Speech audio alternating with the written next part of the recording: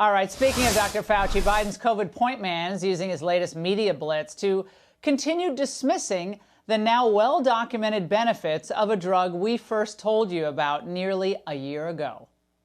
There were things that were said, be it regarding things like hydroxychloroquine, and they were not based on scientific fact. If you look at the pushback that I got about hydroxychloroquine was one of the reasons why I felt it was essential for me to, not in a confrontative way, I took no great pleasure out of contradicting the president, but I had to get up just to maintain my own integrity. But a new volume of the American Journal of Medicine includes a study showing the clear benefits of the early use of hydroxychloroquine to treat COVID. Joining us now is one of the study's co-authors, Dr. Harvey Risch of the Yale School of Public Health, and Dr. Scott Jensen, a physician and former Minnesota State Senator. Dr. Risch, tell us about this study and your response to the almost obsessive effort on the part of Anthony Fauci and others in the medical establishment to discredit the drug.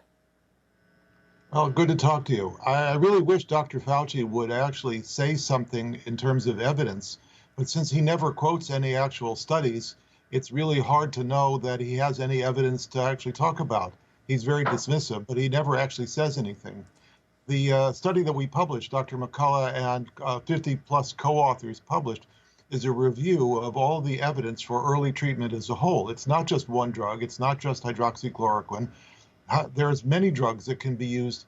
As we've seen this week, colchicine is another drug that can be used, favipiravir, ivermectin. There's a whole now repertoire, armamentarium of drugs that work in early treatment, and we combine them in order to get maximal benefit. And that's how we treat early COVID, and it works very well.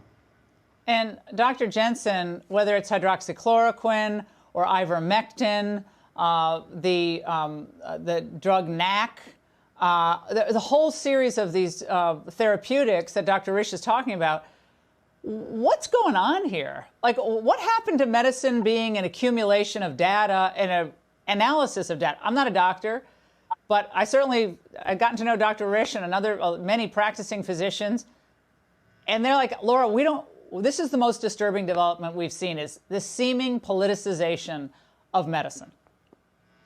Laura, you're spot on. This is going to be a dark chapter for medicine going forward, because if you go back to 1976 when Legionnaire's disease took place, we didn't have to wait to treat our patients and save their lives when it became evident that the normal antibiotics we might try weren't working. People were still dying. But when we stumbled across erythromycin as being the drug, we didn't have to have a Dr. Fauci say something or anything else. We went ahead and used it. And I would remind everybody that Dr. Fauci is not clinically seeing patients.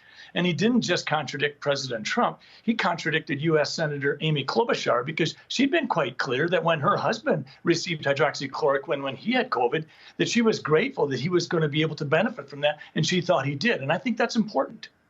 And when you also talk about this, Dr. Risch, ivermectin has received a huge amount of publicity in recent weeks because of various studies that have come out about its benefit as well, and early use of patients. A friend of mine just took it, I guess, last week. She had COVID for 4 or 5 days, feeling really lousy.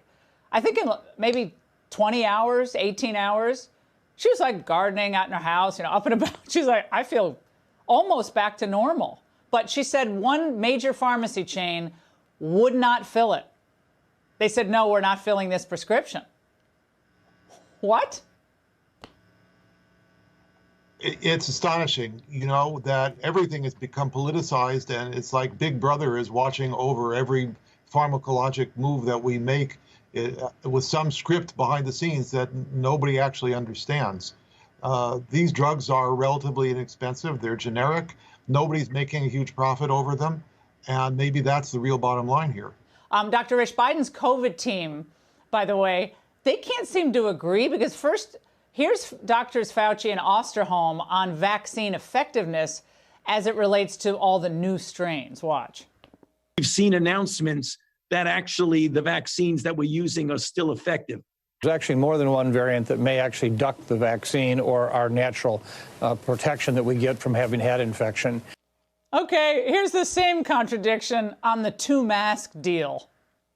If you have a physical covering with one layer, you put another layer on, it just makes common sense that it likely would be more effective. Using the face cloth coverings, doubling them, actually we need to be very careful about that. That may actually be counterproductive, not helpful.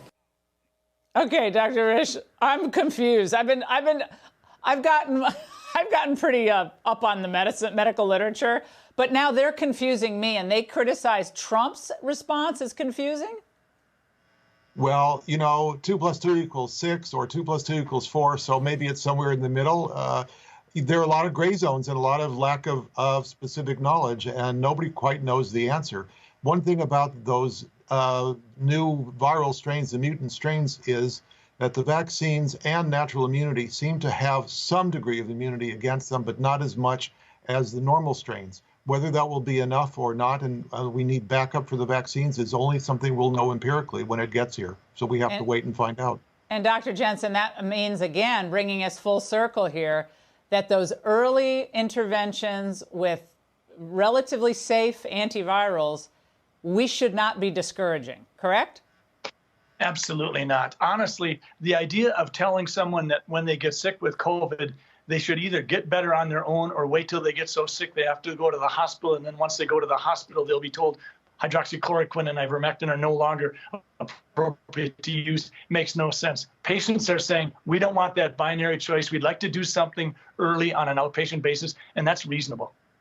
Gentlemen, as always, elucidating. Thanks so much.